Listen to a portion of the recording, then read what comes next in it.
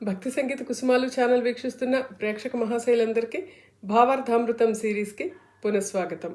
ఈరోజు మనం ఈ వీడియోలో గురుపాదుకా స్తోత్రంలోని 6వ శ్లోకం యొక్క భావార్థామృతం తెలుసుకునే ప్రయత్నం చేద్దాం. పాపాంధకారార్క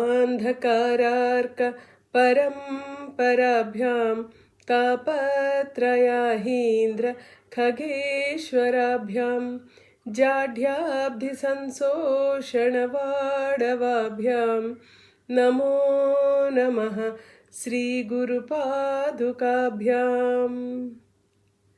పాపమనే చీకటిని పారద్రోలే సూర్యకిరణాల సమూహం వంటివి గురుపాదుకలు. సూర్యుడు ఉదయించగానే చీకటిని ఎలా మాయం చేస్తాడో గురుపాదుకల ధ్యానం వలన మన పాపాలు అలా నశిస్తాయి. తాపత్రయాలు అనగా ఆధ్యాత్మిక, ఆదిభౌతిక, ఆదిదైవిక బాధలు అనే పాములను వేటాడి అంతం చేసే గరుడు పక్షుల వంటివి ఈ గురుపాదుకలు. పాములకు గరుత్మంతుడు ఎలాగో మన కష్టాలకు గురువు అలా అనగా అజ్ఞానం లేదా జడత్వం అనే సముద్రాన్ని పూర్తిగా ఇంకింపజేసే బడబాగ్ని వంటిది గురుపాదుకలు. చీకటిగా ఉన్న చోట వస్తువులు కనిపించవు. అలాగే పాపము, అజ్ఞానము ఉన్న చోట సత్యం కనిపించదు.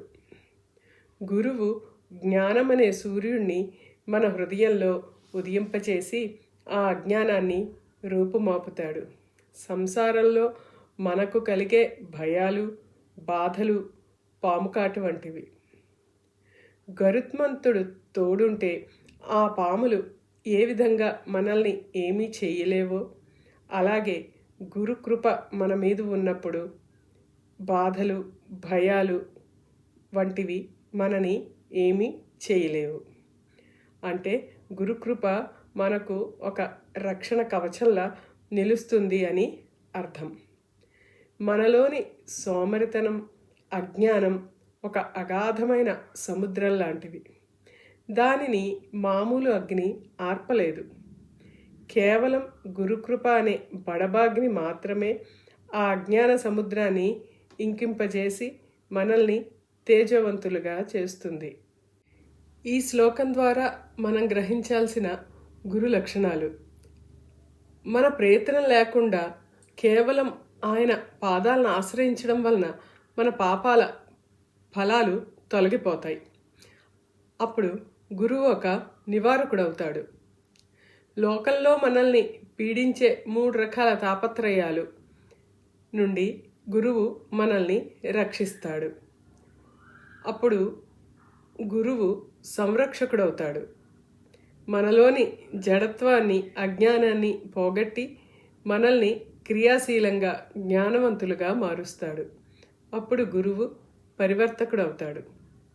ఎక్కడైతే పాపం, భయం, అజ్ఞానం ఉంటాయో అక్కడ గురుపాదుకల స్మరణ సూర్యుడిలా, గరుత్మంతుడిలా మనల్ని ఎల్లవేళలా కాపాడుతూ ఉంటాయి. ఇది ఈ శ్లోకం యొక్క భావార్థం. చూశారు కదండి, గురుపాదుకలను కేవలం స్మరణ లేదా ధ్యానం చేయడం వల్ల మనలో ఉండే అజ్ఞానాంధకారాలు తొలగింపబడి మనకి జ్ఞానోపదేశం చేస్తాయి అన్న విషయాన్ని ఆదిశంకరాచార్యుల వారు మనకి ఈ శ్లోకం ద్వారా తెలియచెప్పే ప్రయత్నం చేశారు. మీకు గనక మా ఈ వీడియోలు నచ్చినట్టయితే ఒక లైక్ చేయండి, మీ వాళ్ళు ఎవరికైనా షేర్ చేయండి.